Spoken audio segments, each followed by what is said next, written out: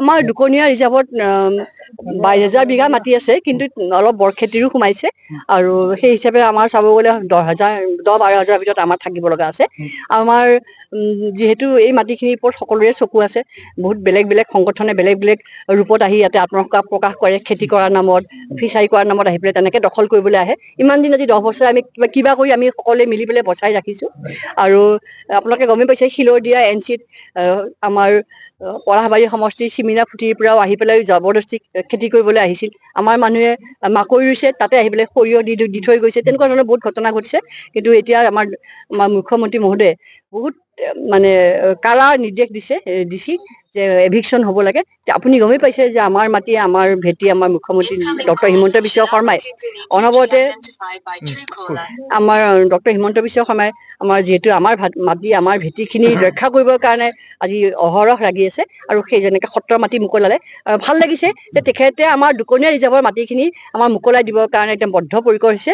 আৰু আমাৰ ডিচিক যেনেকে কাৰা নিৰ্দেশ দিছে, আমাৰ চাৰ্ভে হৈ গ'ল আৰু চাৰ্ভে বহুত কষ্ট কৰিছে আমাৰ চাৰ্কল অফিচে। তথাপি আমাৰ গোপালকসকলে কৈছে চাৰ্ভেটো আমাৰ মনোপুত হোৱা নাই, আমি 8,000 8,500 মাটি আমাক দেখাইছে, আমাৰ আৰু মাটি থাকিব লাগে। সেইকাৰণে আমি 12,000 মাটি বিঘা বুলি কৈছো, 4,000 মাটি আমাৰ বৰখেতিত গুচি গৈছে। গতিকে আকৌ ৰাইজৰ দাবীত আমাৰ হয়তো আকৌ এটা চাৰ্ভে হ'ব। আৰু আমাৰ এইখিনি মাটিখিনি সুৰক্ষা হোৱাৰ লগে লগে আমি এতিয়া কথা হ'ল যে সদায় মাটি আমি এনেকে চাৰ্ভে আমি মুকলাও আৰু লগে লগে আকৌ আহি কোনোবাই আহি বসতি লয়। গতিকে এইবাৰ মুকলাৰ পিছত এইবাৰ আমি শেষ মুকলাইছোঁ, কাৰণ মোৰ কাৰ্যকাল শেষ হ'ব। এইবাৰ মুকলোৱাৰ পাছত যাতে কোনো এনেকে বসবাস আহি কৰিব নোৱাৰে, কিবা প্ৰজেক্ট ল'লে আমাৰ ভাল হ'ব। কাৰণ আমাৰ ডেকা ল'ৰাসকলে এতিয়া বহুতে চাকৰি বিচাৰি হাবাথুৰি খায়। ইমান আমাৰ হাজাৰ হাজাৰ বিঘা মাটি পৰি আছে। ইয়াত যদি অৰ্গেনিক খেতি কৰিবলৈ আগবাঢ়ি আহে, তেতিয়াহ'লে আমি গোটেই অসমক খুৱাব পাৰিম অৰ্গেনিক। কাৰণ আজি গেলা পচা মিয়াই দিয়া কেমিকেল দিয়া খাদ্য আমি বেলেগে খাই আছে। আমি দুকনীয়া ৰিজাৰ্ভৰ পৰা আমি অৰ্গেনিক সাৰ নিদিয়া, কেমিকেল নিদিয়া আমি খাদ্য খুৱাব পাৰিম। ডেকা ল'ৰাবিলাকক মই আজি ইমান বছৰ ধৰি কৈ আছো, তথাপি তেওঁলোকে চহৰ মুখে ধাব মন নাই। চহৰতো যাওক, কিন্তু বিচাৰিম যে আমাৰ এই মাটিত যদি তেওঁলোকে আহি খেতি কৰে, আজি খুব কম বয়সস্থ মানুহখিনিৰ পাছত কি হ'ব? এতিয়া অকল বয়সস্থ মানুহখিনিয়ে গোপালক হৈ আছে, কিমান সাহসেৰে মহ ৰখি আছে। তেওঁলোকে সাহসেৰে কৰি আছে কাৰণে আমাৰ এইখিনি আমি আজি দুকনীয়া ৰিজাৰ্ভ বুলি কৈ থিয় হ'ব পাৰিছো। তেওঁলোকৰ নতুন প্ৰজন্মখিনিও যদি আমাৰ লগত থিয় হয়, আমাৰ সাহস দুগুণে বাঢ়িব। এতিয়া হাজো, শুৱালকুছি সমষ্টি হ'ল, গতিকে আমি শুৱালকুছি, বাথান সকলো বহুত খেতিয়ক আছে, সকলোকে আমি আহ্বান কৰিম, আপোনালোকে সকলোকে মানে আমি ইয়াতে এটা সমবায় ভিত্তিত কাম কৰিবলৈ আমি চেষ্টা কৰিম। আমাৰ যিহেতু এভিকশ্যন আমাৰ CM নিৰ্দেশ দিছে যেতিয়া এভিকশ্যন হ'বই। তথাপি ৰাইজে বিচাৰিছে যেতিয়া আৰু এটা আমি চাৰ্ভে কৰি পেলাই এভিকশ্যন কৰাম। আমাৰ গাঁওবুঢ়া সকলো সচেতন হ'ব লাগিব। গাঁওবুঢ়াসকলকো কাৰা নিৰ্দেশ আমি আমাৰ ফালৰ পৰা দিব লাগিব, বা চৰকাৰৰ ফালৰ পৰা আৰু কাৰা হ'ব লাগিব শাসন। আৰু আমাৰ মানুহখিনি সাহস থাকিলেহে তেওঁলোকে ভয় খাব। আচলতে তেওঁলোকে আহে চোকা অস্ত্ৰ শস্ত্ৰ লৈ, আমাৰ ঢাল নাই, তৰোৱাল নাই, আমাৰ নিধিৰাম চৰ্দাৰ হাতৰ এডাল দাণ্ডাহে আছে।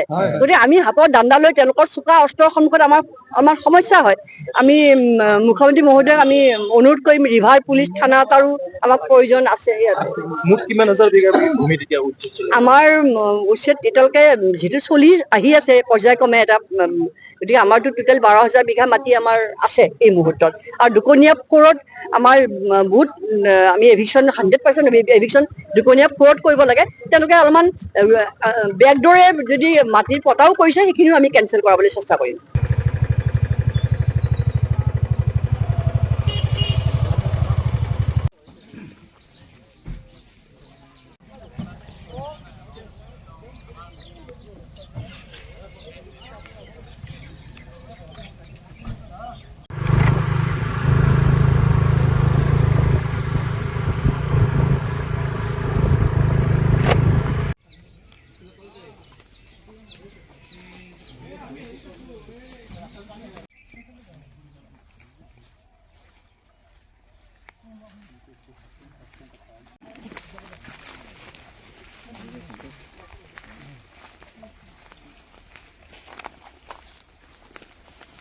চলো